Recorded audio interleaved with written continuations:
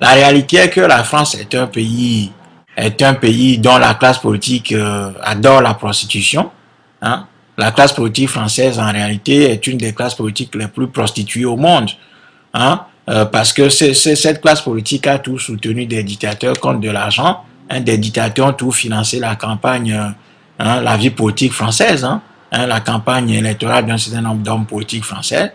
Hein, et donc, on savait que Bongo, les Yadema, les Houphouët-Boigny, les Mobutu, les Bokassa, se finançaient la vie politique française. Alors, la classe politique française, je disais, est l'une des classes politiques les plus prostituées au monde parce que cette classe politique a toujours misé sur des dictateurs qui lui ont toujours apporté le butin qu'ils ont pillé dans leur pays.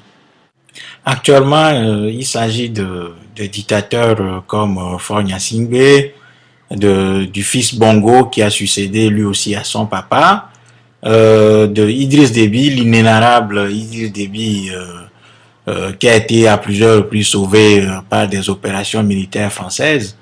Il s'agit de l'inamovible et de la grenouille Paul Biya, qui ne cesse de réprimer son opposition. Il s'agit de Blaise Compaoré, l'assassin de Thomas Sankara qui a remporté les élections comme toujours au Burkina Faso en truquant.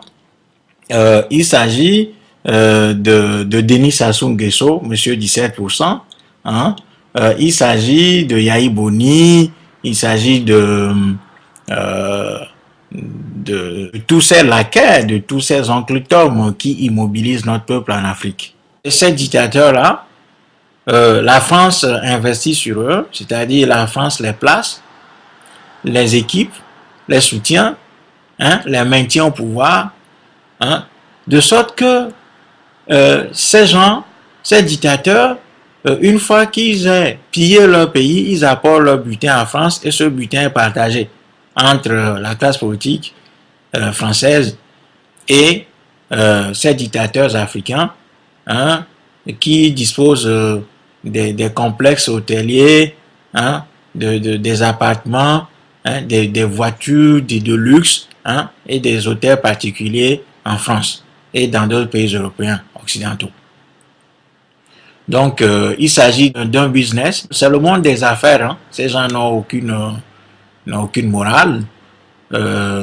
Donc, si nous croyons que ces gens vont se battre pour nous libérer d'une certaine dictature, eh bien, moi je dis bravo. Nous n'aurons nos yeux que pour pleurer à la fin.